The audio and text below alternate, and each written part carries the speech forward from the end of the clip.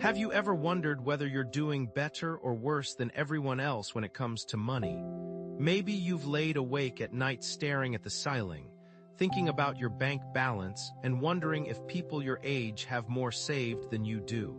Or maybe you scroll through social media, watching people post about their latest vacation or brand new car, and you can't help but ask yourself, how are they affording this? Today, we're pulling back the curtain on the real financial situation of the average person. And I promise you, some of these numbers will surprise you. Some might make you feel better about where you are right now. Others might be a serious wake-up call. But by the end of this video, you'll have a clear, honest picture of how you actually compare financially and what that really means. My name is Nick, and I help people understand money, personal finance, and how wealth is actually built. If you want to get your finances under control, and maybe even get ahead of the average person, subscribe to the channel. And if this video helps put things into perspective, hit the like button. Before we dive into the numbers, let me ask you something. When you picture the average person financially, what do you imagine? Someone who has it together, steadily saving, investing, and preparing for retirement, or someone living paycheck to paycheck, hoping everything somehow works out? The truth is, most people have no idea what normal actually looks like when it comes to money.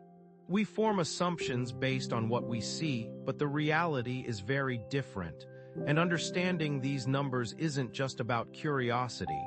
It's about making better decisions with your money. Think about it like this.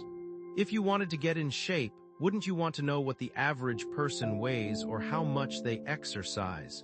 If you wanted better grades, wouldn't you want to know how you compare academically? Money works the same way. When you know where you stand, you can adjust your strategy. So let's start with income. When you get your paycheck, are you earning more or less than the typical worker? According to the latest data from the Bureau of Labor Statistics, the median weekly earnings for a full-time worker are just over $1,000. That's about $52,000 per year before taxes. This is individual income, not household income.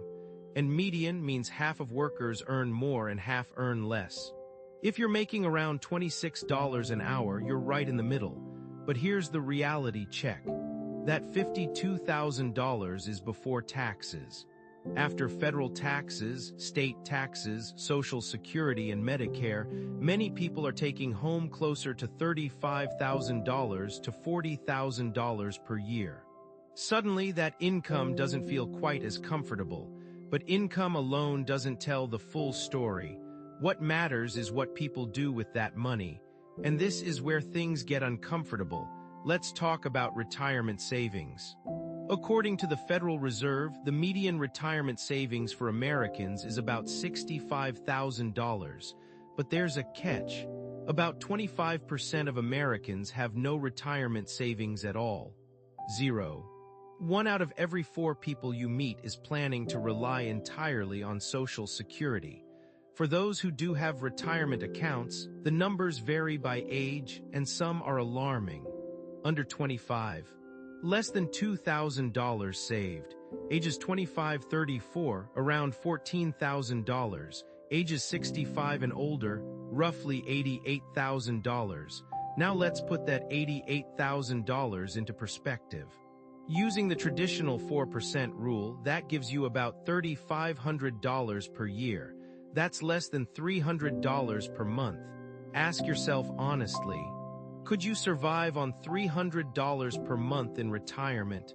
Even with no mortgage, that doesn't cover groceries, utilities, or health care. This is why averages matter. If you're in your 20s, 30s, or 40s, the average person is not on track. Now let's talk about Social Security. The average monthly benefit is about $1,550, or roughly $18,600 per year. And that's the average. Many people receive far less. Some plan their retirement assuming Social Security won't exist and treat it as a bonus if it does. That may sound pessimistic, but it's not unrealistic. Now let's shift to spending. How much does the average household spend each month? According to the BLS, $5,577 per month, or about $67,000 per year. That's take-home money. Which means if you want to save or invest anything at all, you need to earn more than that. Here's how it breaks down. Housing, $1,885 per month. Food, $691 per month. Transportation, $913 per month. Housing and transportation alone push many households dangerously close to the edge. Now let's talk credit scores. The average FICO score in the US is 715. That's solid, but it hides a huge range. Plenty of people are stuck in the 500s and 600s, paying higher interest on everything. Your credit score affects loans, insurance, and even job opportunities. And maintaining a decent score is simple. Pay on time, don't max out cards, stop opening accounts for 10% discounts. Which brings us to credit card debt. The average household carries over $9,000 in credit card debt. At 20% interest, that's $1,800 per year just in interest. Money burned. Most of this debt isn't emergencies, it's consumption. If you're investing while carrying high-interest debt, you're moving backward.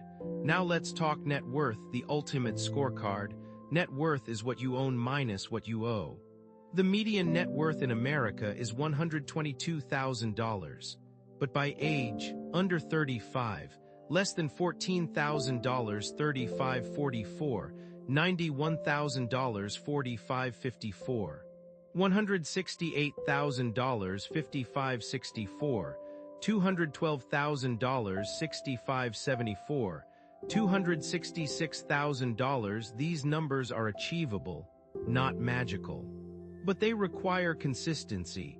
Now here's the real problem. Americans save about 6% of their income after taxes. 6%, that's not enough. Especially when homes, cars, and renovations cost tens of thousands of dollars.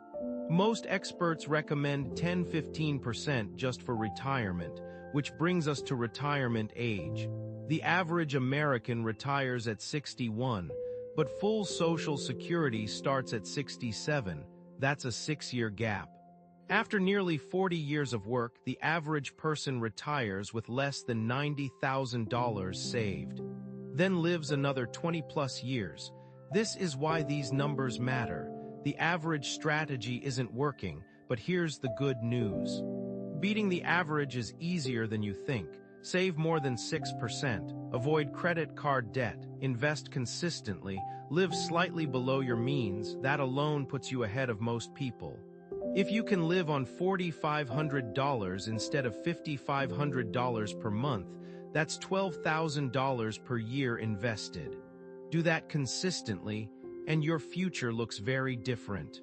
These statistics aren't meant to scare you, they're meant to empower you. Average is not the goal. You deserve better than hoping things work out.